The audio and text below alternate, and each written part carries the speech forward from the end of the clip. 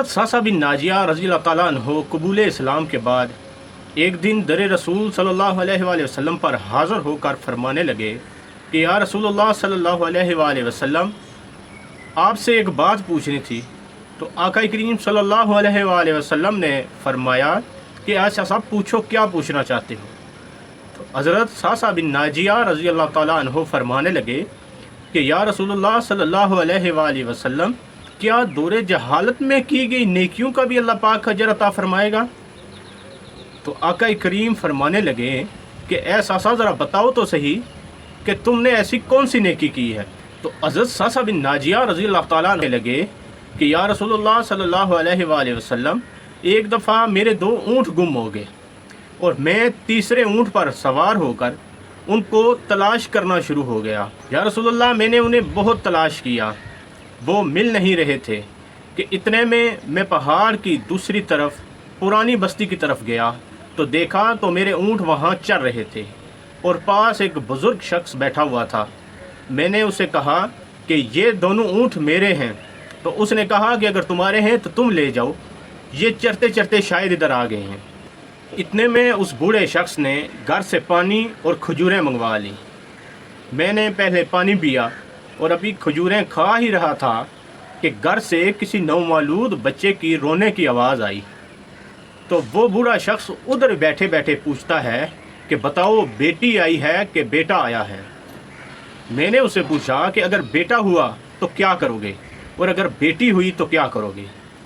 या रसूलुल्लाह सल्लल्लाहु अलैहि वसल्लम, वो बूढ़ा शख्स कहने लगा कि अगर बेटा हुआ तो मेरी कबीले में इज़्ज़त बढ़ेगी और अगर बेटी हुई तो मेरी शान, मेरी इज़्ज़त कम हो जाएगी। मुझे अपने दामाद के सामने सर झुकाना पड़ेगा। मैं इसको अभी ज़िंदा दफना दूंगा। या रसूलुल्लाह, मैंने उसकी ये बात सुनी तो मेरा दिल नरम पड़ गया।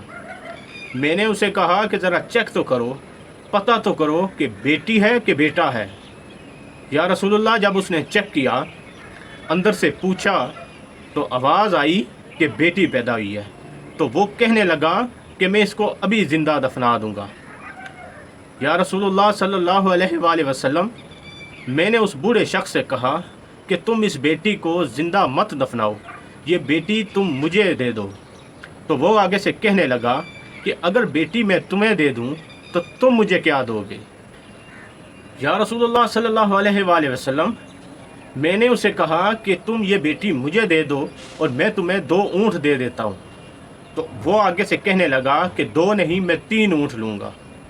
तो मैंने उससे कहा कि मेरे साथ एक शख्स को भेज दो, वो मुझे घर छोड़ आए और वापसी पे ये तीसरा ऊँट भी ले आए। या रसूलुल्लाह, मैं वो बेटी को अपने साथ ले आया। मैंने उस बच्ची को अपनी कनीज़ों के हवाले किया। कनीज़ों ने उसे दूध पिलाया। अभी वो काफ़ी बड़ी हो चुकी है। या रसूलुल्लाह, वो मेरी दाढ़ी के साथ खेलती है, वो मेरे सीने पे लेट जाती है।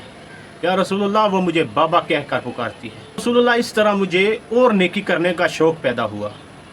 तो मैं दाएं बाएं कबीलों में पता करने लगा कि कौन कौन से कबीले बेटियों को ज़िंदा दफनाते हैं। या रसूलुल्लाह, मैं उन कबीलों में जाने लगा और उन्हें 3 ऊँट देकर एक बच्ची ले आता। या रसूलुल्लाह, इस तरह करके मैंने 360 बच्चियों की ज़िंदगी बचाई है और 360 बच्चियां मेरी हवेली में पल रही हैं। सासा बिन नाजिया रज़ी अल्लाह ताला अन्हु फरमाते हैं कि जब ये बात कहकर मैंने आका करीम सल्लल्लाहु अलैहि वसल्लम की तरफ देखा तो आपका चेहरा जर्द हो चुका था और आपकी दाढ़ी मुबारक से आंसू टपक रहे थे। आका करीम सल्लल्लाहु अलैहि वसल्लम फरमाने लगे कि ए मेरे ग़ुलाम सासा बिन नाजिया, ये अल्लाह पाक ने तुम्हें उस नेकी का अजर अता फरमाया है कि तुझे इस्लाम की दौलत से नवाजा है। ऐसा सा तेरे रसूल का तुझसे वादा है कि कल क़यामत के दिन अल्लाह पाक तुझ पर अपनी रहमत के दरवाज़े खोल देगा।